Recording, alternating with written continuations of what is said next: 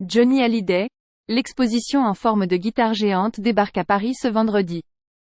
Un site de 3000 m² en forme de guitare, il fallait bien ça pour le taulier.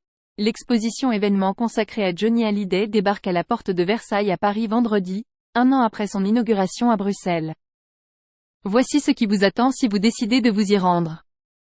6 ans après la disparition du rocker préféré des Français, l'exposition hommage à Johnny Hallyday s'ouvre à Paris Expo, porte de Versailles, ce vendredi et se tiendra jusqu'au 19 juin. Les visiteurs déambuleront dans un musée éphémère de 3000 m² qui prendra la forme d'une guitare géante.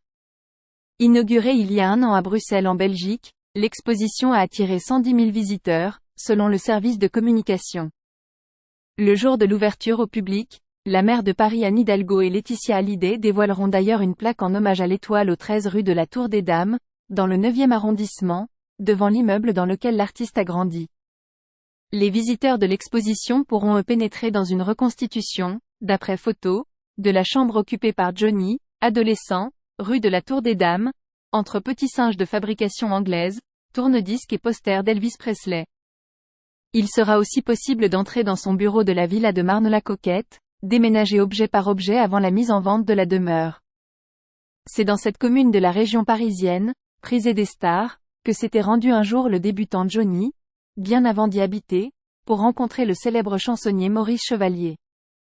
Des images d'archives le montrent aussi fendant la foule en 1993 pour monter sur la scène du Parc des Princes ou descendant d'un hélicoptère au Stade de France en 1998.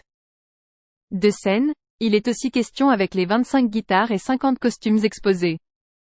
Comme cet ensemble argenté tendance mariachi, à tête de mort, avec guitare assortie, préparé pour le Flashback Tour de 2006.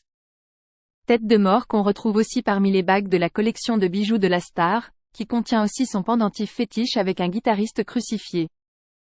Au rayon mécanique, on trouve 3 motos Harley-Davidson et une voiture de sport décapotable Cobra, souvent photographiée lors des virées de Johnny à Los Angeles, où il résidait une partie de l'année.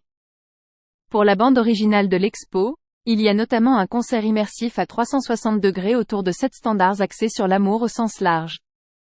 Et pour guider le visiteur, la voix du comédien Jean Reno, ami proche de Johnny, qui a participé à l'écriture des textes.